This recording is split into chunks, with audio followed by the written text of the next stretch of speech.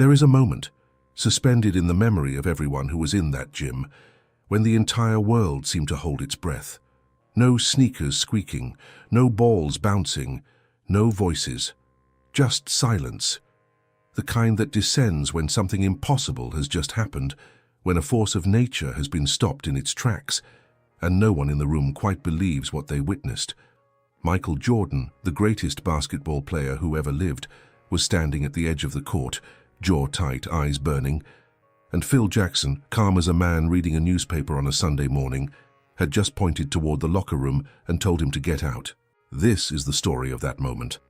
But it is also the story of everything that led to it and everything that came after. Because that moment did not exist in isolation, it was the product of years of tension, of pride and will and ego colliding at the highest level of human competition. And what came out the other side of it would change both men forever and help forge one of the most extraordinary dynasties in the history of professional sports. Before you understand what happened in that gym on a crisp autumn morning in 1995, you need to understand what Michael Jordan was coming back from. Not just the baseball sabbatical, the nearly 2 years he had spent in minor league dugouts, wearing a White Sox uniform, being mocked by fans and media who questioned whether he was running from grief or simply losing his mind.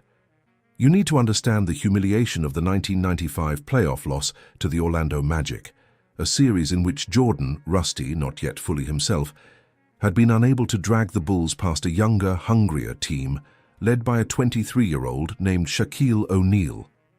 You need to understand what it felt like to be Michael Jordan, a man who had defined the word dominance, and to walk off an NBA court having lost, knowing that the whispers had already started, that maybe he had been away too long, that maybe the hunger was gone, that maybe the ghost of greatness was all that remained.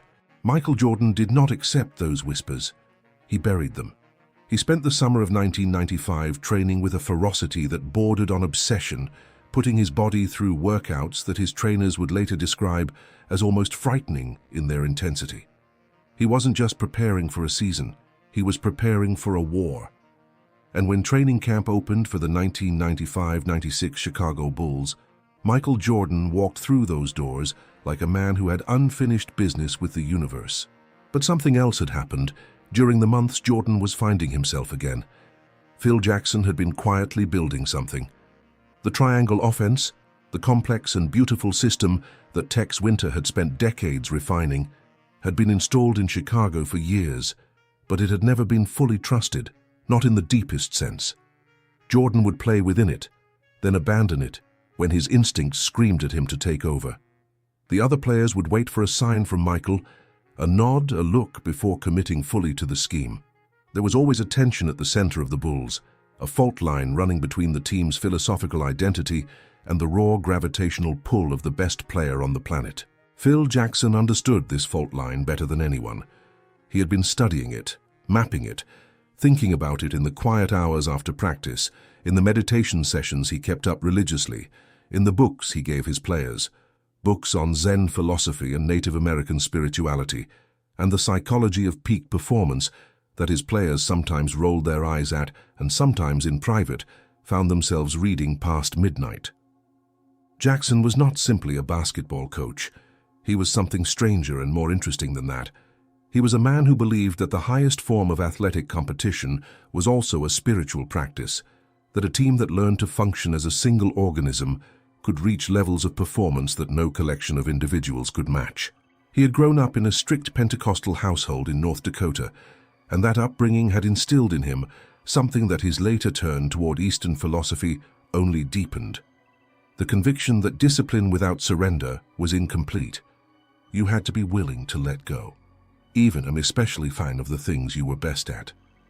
Jordan was not by nature a man who let go of things. The conflict between these two truths, Jordan's ferocious individual will and Jackson's vision of selfless collective excellence, was not new when training camp began in the fall of 1995. It had been simmering since Jackson's first season as head coach, back in 1989, when he had sat down with Michael and told him essentially that he was going to have to give up being the most important person on the floor on every single possession. Jordan's response, according to Jackson's later recollections, was skeptical at best. Jordan had already won scoring titles. He had already made the all-star team more times than he could count. He was already the most electrifying individual talent the game had ever seen. And now this tall, bearded man with the calm eyes was telling him to trust Bill Cartwright with the ball. The early years of the triangle had been, as Jackson would later describe them, a process of trial and error. Jordan would buy in, then pull back.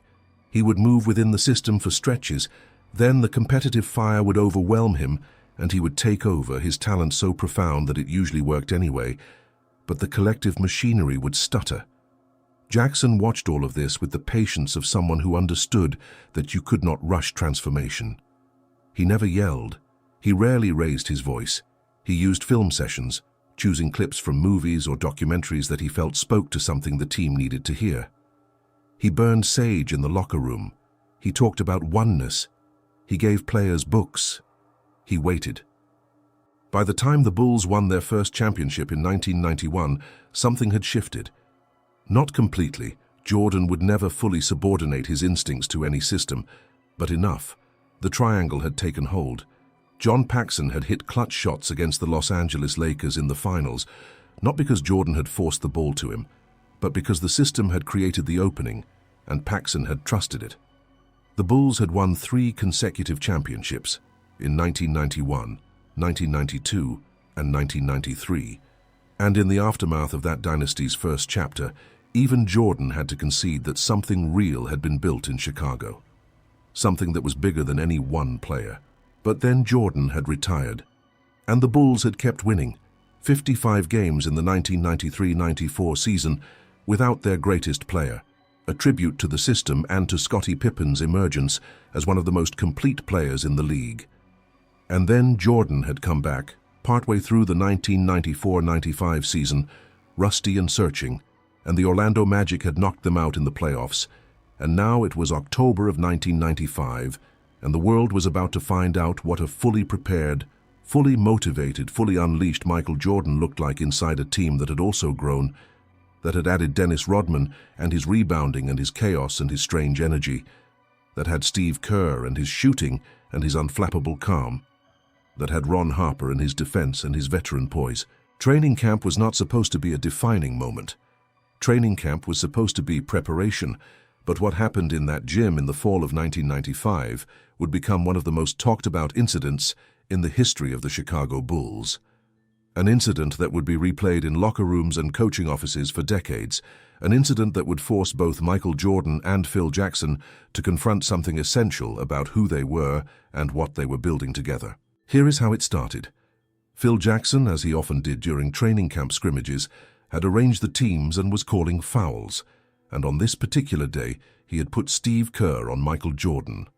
This in itself was not unusual. Jackson frequently used practice as a laboratory, creating mismatches and challenges that would force his players to adapt. But on this morning, everything was lit with a particular intensity, because Michael Jordan was not simply a basketball player preparing for a season.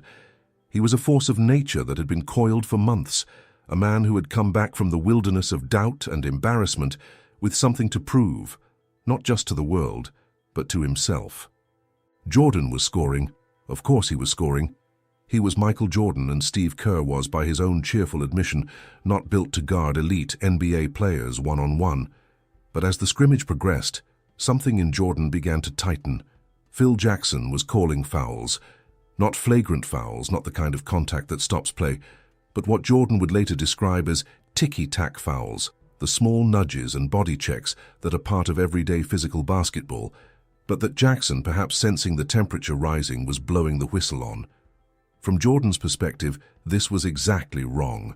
The Bulls were going to face teams that autumn, the New York Knicks, the Indiana Pacers, the Cleveland Cavaliers, teams that were physical, teams that played defense with an edge. If Phil was going to protect his teammates from Jordan's physicality in practice, how were those teammates going to be ready for what waited for them in the playoffs? This was Jordan's logic, and it was not entirely irrational. But it was also, in that moment, the logic of a man who was looking for a target for his frustration. Jordan was scoring, the fouls were stopping the flow, and with each whistle, the temperature inside him climbed a degree. Steve Kerr, for his part, was not quietly accepting his role as Jordan's victim. Kerr was small, generously listed at 6'1", and he was outmatched athletically by the greatest player in the world, but he was not without pride. He had grown up watching his father, Malcolm Kerr, the president of the American University of Beirut, maintain dignity and resolve in the face of enormous pressure. He was competitive in the deepest sense of the word, not the theatrical, trash-talking competitive of street basketball, but the quiet, don't you dare underestimate me competitive of a man who had been underestimated his entire life. Steve Kerr was getting his ass handed to him in that scrimmage, and he knew it, and he was pissed about it. And every time Jordan talked trash, and Jordan was always talking trash, a constant running commentary of dominance and mockery that served as both psychological warfare and his own private fuel, Kerr was storing it up. The breaking point came when Jordan delivered a particularly hard foul. Not malicious, perhaps, but deliberate. The kind of contact that says, with absolute clarity, this is what it feels like when someone is serious about basketball. Jordan, according to his own account, turned to Jackson and said, "In essence, that is what a real foul looks like. That is what playing hard looks like." And then everything happened at once. Kerr snapped. He punched Jordan in the chest. It was not a powerful blow. Kerr knew better than to think he could hurt a man with Jordan's physical conditioning, but it was a declaration. It was Kerr saying, with his body, what he could not say with his height or his speed or his strength. "I am not going to be a pawn in this. I am not going to stand here and be dominated and abused and used as a punching bag for your need to establish dominance. I am a person. I am a teammate. And I will fight back." Jordan's reaction was instantaneous and almost reflexive. He hit Kerr in the eye, hard, the kind of punch that leaves marks. The gym went silent. Not the theatrical silence of a crowd after a stunning dunk, not the held-breath silence before a crucial free throw. This was different. This was the silence of people processing something they had not expected to see. Something that had crossed a line even in a culture where lines were pushed constantly. Players stood still. Coaches looked at each other. Nobody spoke. And then Phil Jackson spoke. Phil Jackson, who rarely raised his voice, who coached from a kind of architectural calm that his players sometimes found maddening and sometimes found reassuring, who had spent years perfecting the art of creating the right environment without forcing the right outcome. Phil Jackson pointed at Michael Jordan and told him to get out of practice. Not with anger, not with a shout, with the same unruffled authority he brought to everything, the same tone he used when he was explaining a strategic adjustment or recommending a book. "Get out of practice, Michael." The words fell into the silence of the gym like stones into still water. Jordan looked at Jackson.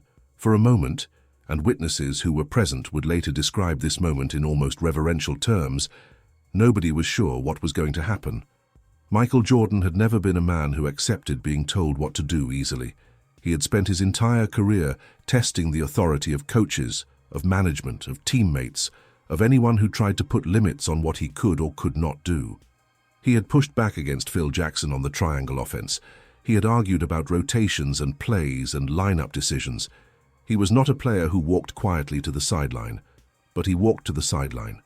Witnesses remember him muttering dark, fierce words under his breath, the compressed fury of a man who has accepted a boundary but has not made peace with it. He walked to the edge of the court, and he sat down, and the practice continued without him. What happened next is the part of this story that most people do not know, the part that changes everything, because Michael Jordan, sitting on that sideline, feeling the heat of his own anger, slowly transforming into something else, not quite shame, not quite regret, but something adjacent to both, was not simply stewing in his humiliation. He was thinking, and what he was thinking about, in that locker room where he went to cool down, was the same question Phil Jackson had always been trying to get him to ask himself. What does this team need from me? He had punched the smallest guy on the court, a teammate. A man who, as Jordan would say later with a self-deprecating honesty that revealed more than he may have intended, had stood up for himself precisely because Michael had been testing him. Jordan would go to the shower and stand under the water and feel, as he later described it, about this small. He had been so consumed by his own competitive fire so locked inside his own story, that he had lost sight of what the moment actually required. He called the United Center. He asked for Steve Kerr's number, and he called Steve Kerr and apologized. This is the plot twist that nobody sees coming when you tell this story, because in the popular imagination, Michael Jordan is the man who never apologizes, the man who never backs down, the man who grinds you into dust and walks away without a backward glance.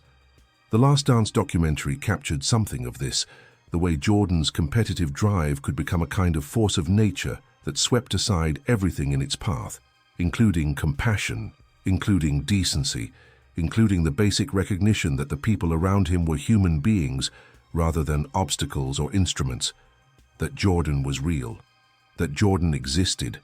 But this Jordan, the one who picked up the phone and dialed a teammate he had just punched in the face and said, "I was wrong, I am sorry. It had nothing to do with you." This Jordan existed too, and you cannot understand the dynasty without him. Steve Kerr, for his part, would later say that the phone call meant more to him than almost anything that happened in his time as a Chicago Bull.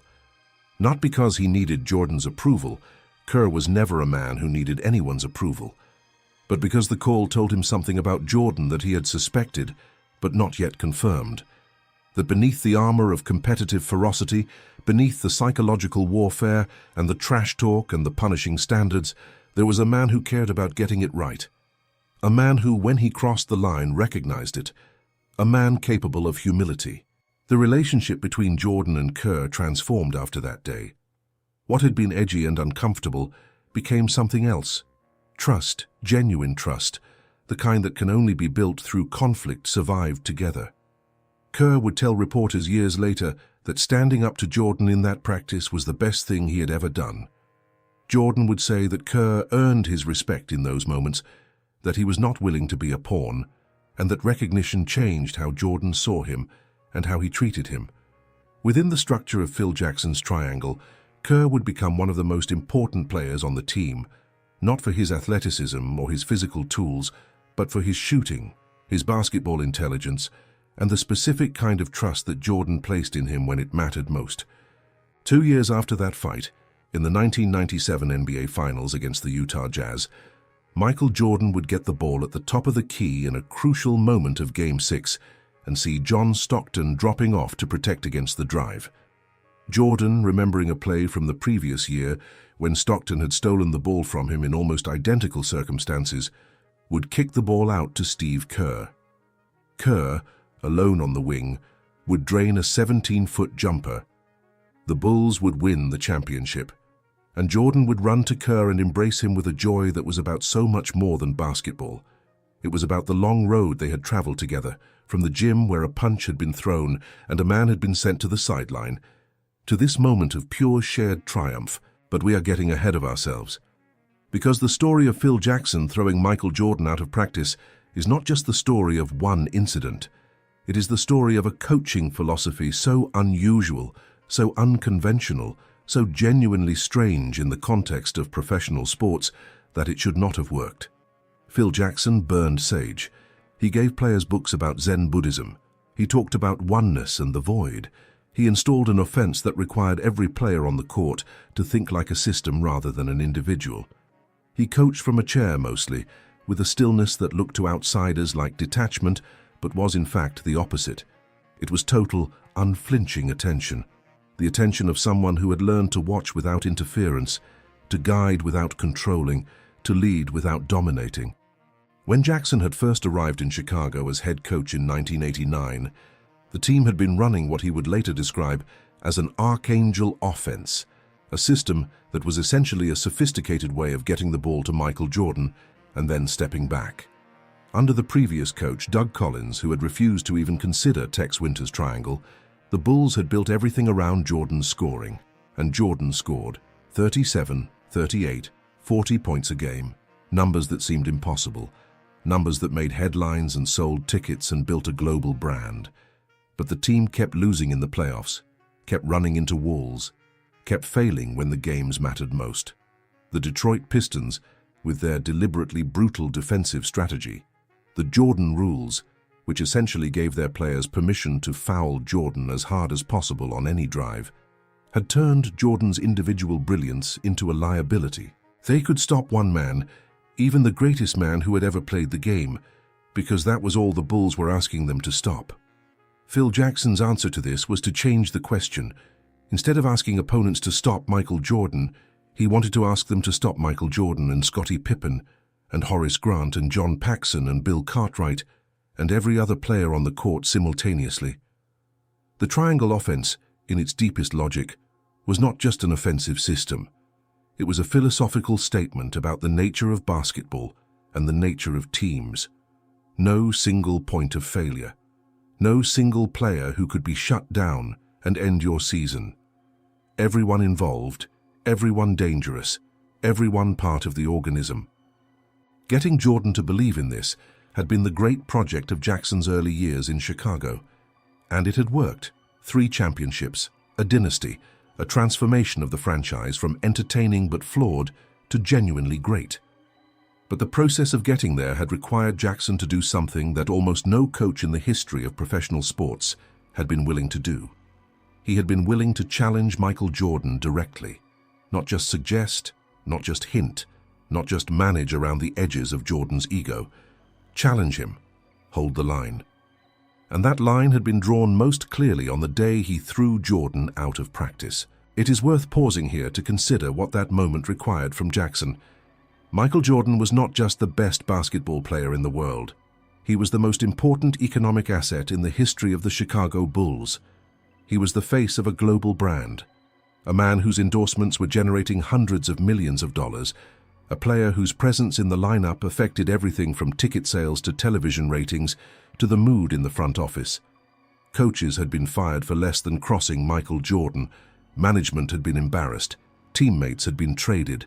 The gravitational field around Jordan's talent and fame and competitive fire was so powerful that most people who came near it eventually bent toward him, accommodating, adjusting, making exceptions, finding reasons why the rules that applied to everyone else did not quite apply to this particular man in this particular situation. Phil Jackson did not bend. Not on that day. Not because he was trying to prove a point and not because he was rigid or punitive or unaware of Jordan's extraordinary nature, but because he understood something essential, that the exception was the poison. That the moment you told the most competitive man in the room that the rules did not apply to him, you had undermined the entire structure of what you were trying to build. The triangle offense was not just an offensive system, it was a covenant.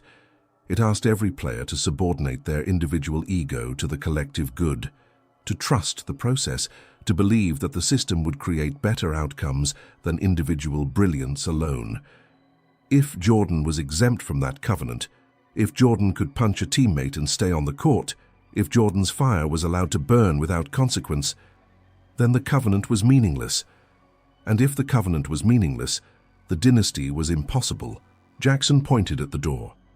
Jordan walked through it, and in that moment of authority held calm and still in the face of the most extraordinary pressure, in that refusal to blink, Phil Jackson did something more important than any play he ever drew up. He told the most powerful man in the building that the team was more important than any one person in it, even him. Jordan sat in the locker room, and then something happened that would define the rest of his career, the rest of his relationship with Jackson, the rest of the dynasty's second chapter. He thought about it. He actually thought about it, about what it meant, about whether Jackson was right, about what the team needed from him. And when he called Steve Kerr and apologized, he was not simply making peace. He was making a choice. He was choosing the covenant. He was choosing the team. He was, in the deepest sense, choosing Phil Jackson's way over his own instinct, not because he was forced to, but because he understood that it was right. The 1995-96 Chicago Bulls went on to win 72 games in the regular season, setting a record that stood for 2 decades. They lost 10 times, 72 wins and 10 losses, an achievement so improbable that even now, looking back at it with the benefit of historical distance, it seems like something that should not have been possible. Jordan won his 4th MVP award that season. He was the league's leading scorer for the 8th time. He was also the centerpiece of a team that functioned with a collective efficiency that bordered on the uncanny. A team where Kerr could hit a game winner and Rodman could grab 20 rebounds, and Pippen could guard the opponent's best player and control the ball and organize the offense. All within the framework of a system that had been built on the radical proposition that the best player in the world did not always need to be the one deciding the outcome. They won the championship that year. They won it again the next year in 1997, and again the year after that, in 1998, completing a second three-peat that gave Jordan 6 championships in 8 years with Phil Jackson. 6 rings. 11 championships for Jackson as a head coach in total, across his career with the Bulls and later the Los Angeles Lakers. The most in NBA history. Numbers that seem impossible until you understand the philosophy behind them, until you understand the moments like the one in that gym in 1995 when everything that was being built was also being tested, when the coach held the line and the player walked out the door and then picked up the phone.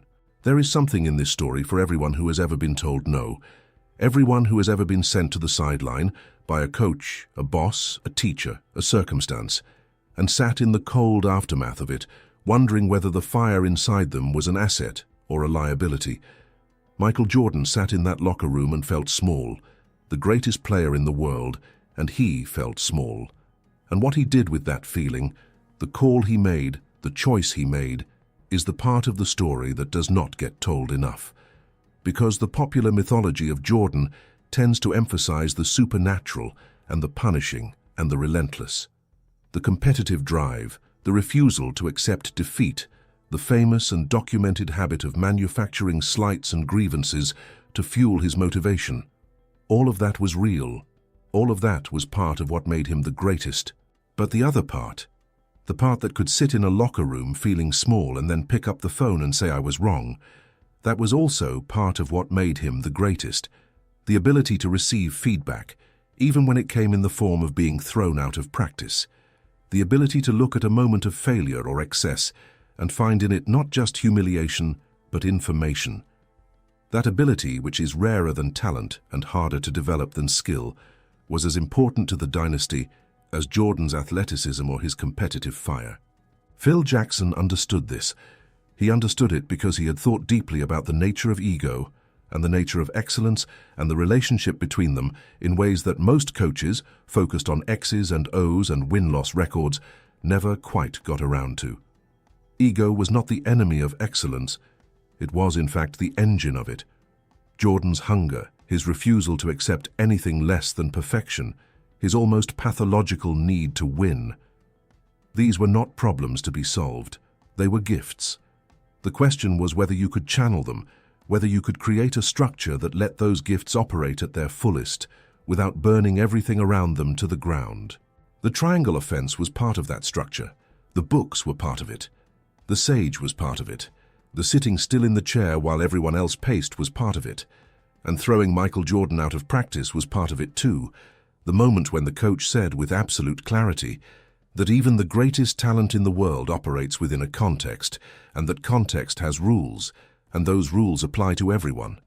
And the moment they stop applying to everyone is the moment the team starts dying.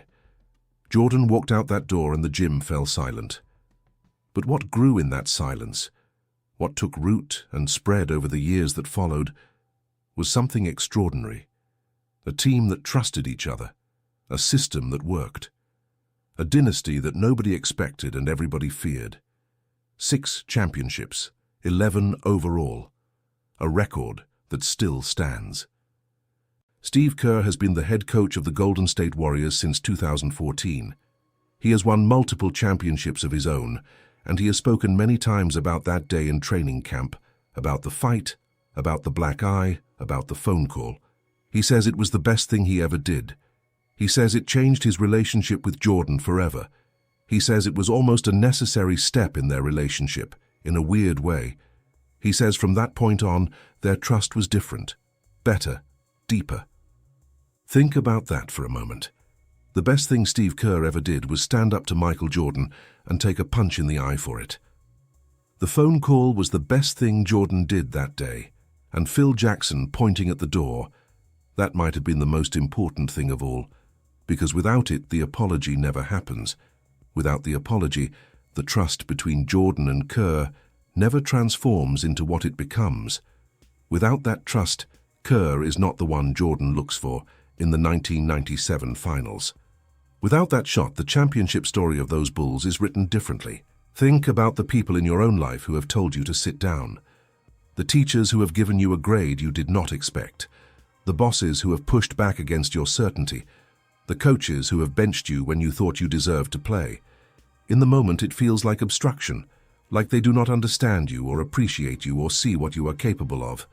But sometimes, not always, not every time, but sometimes, the person pointing at the door is the most important person in the room, because they are seeing something you cannot see from inside your own fire. Michael Jordan built his legend on proving doubters wrong, on taking every slight and every challenge and every moment of failure and burning it as fuel. But the most important thing he ever proved was something quieter than that. He proved that you could be the greatest and still be wrong, that you could be the best player in the history of the game and still need to walk to the locker room and think about it, that the fire that drives greatness and the humility that sustains it are not opposites. They are, in the best athletes and the best people, inseparable. Phil Jackson knew this. He spent 9 seasons with the Bulls teaching it, living it, holding it steady in the face of every pressure that tried to bend it. He burned sage and gave out books and sat in his chair and called ticky-tack fouls when the temperature got too high. And one morning in October of 1995, he pointed at the most talented basketball player who had ever lived and told him to get out. The gym fell silent. And in that silence, something enormous was built. If this story hit you somewhere real, if you have ever been the one sent to the locker room or the one who had to make the call afterward, drop a comment and tell us about it. The moments that define careers and dynasties are rarely the ones played in front of cameras. They happen in gyms on ordinary mornings between people who are still figuring out who they are to each other. This was one of those moments. And the fact that we can still talk about it, still learn from it, still feel it all these years later, says everything about what it meant. If you are not subscribed to this channel yet, subscribe now. Because the greatest stories in the history of basketball are not always about the championships or the trophies or the record-breaking seasons. They are about the days when things almost came apart and the people who chose to hold them together. They are about the courage it takes to tell the truth to the most powerful person in the room. And they are about the even rarer courage it takes to hear that truth and make it yours. The Chicago Bulls won 6 championships, but before the first of the second three-peat, there was a morning in October when a man walked out of a gym and picked up a phone. That is where it started. That is where every great thing they built together was forged, and that is a story worth remembering forever. There is one more thing worth saying. Years after those championships, years after the dynasty had ended, and Jordan had retired, and Jackson had moved on to coach the Los Angeles Lakers to their own three-peat, the two men would reflect on their time together in ways that revealed how much that relationship had meant to both of them.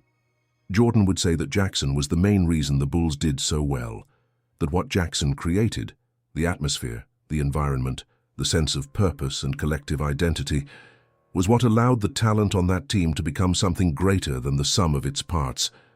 Phil could say one word, one sentence, Jordan said, and shake you up, make you think. It was not a curse, but you got the point. And Jackson, for his part, would speak about Jordan with something that went beyond admiration.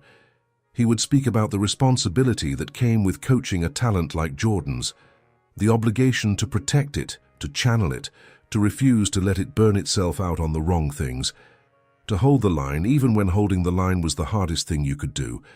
Because when you hold the line with someone as extraordinary as Michael Jordan, and when that person chooses to honor the line rather than break through it, you're not just building a basketball team, you're building a human being. That is the legacy of a morning when the gym fell silent. A coach who held the line, a player who chose the team. And everything that followed from those two choices made on an ordinary October day.